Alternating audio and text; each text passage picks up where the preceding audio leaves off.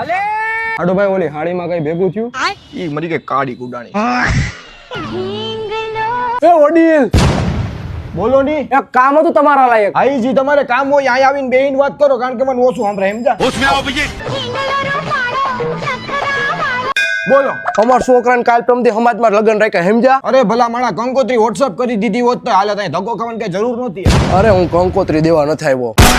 તો હું કરવા આવ્યા? હવે મેં કીધું તમારું ઘર એકદમ રીવ સમાજની સામે તો થોડાક મારા વીઆઈપી મહેમાન હાસવી લેજો ને. મોટભાઈ એના માટે તમારે ઓલી ગોતીડાવાળી રસમ આવે ને ઈ મારે ઘરે કરવી પડશે. હા તી કઈ વાંધો નહીં, અહીંયા કરી નાખશું. હાથી કરવી જ પડશે, કરી નાખશું નહીં. તમારું બહુ મોટું હો મહેમાન દિલ. અરે હું તમે સારું હાલો મહેમાન આવજો હો. હાથી હારું હાલો આવજો. એના મહેમાન આપણે હંગવા દઈ, નાવા દઈ, હુવા દઈ તો ભણના દીકરા એમ ન કીધું કે એક દી લગનમાં બપોરે જમી જાય. એમને તમે ગોતીડાની રસમ કેમ ફરજિયાત કીધી? એમાં હું છે મહેમાન ગોતીડો વધાવવામાં આવતી પહેલા હું જોઈ મગ. હવે જોવો મહેમાન મગનો છોડવો દેખાય છે તમને? આપા મહેમાન એને નાને શું લાગે વળગે? એમાં હું છે મહેમાન બાયું જાય ગોતીડો વધાવી દઈ મગ તો ન્યા જ પડ્યા રહેવાના છે, પછી ત્યાં પડ્યા મગ ઉગી જાય વરસાદને કારણે. ઈ બાને આપણે ઘર પૂરતા ખાવાના તો થઈ જાય મગ મહેમાન. જબરા હો મહેમાન પણ તમે.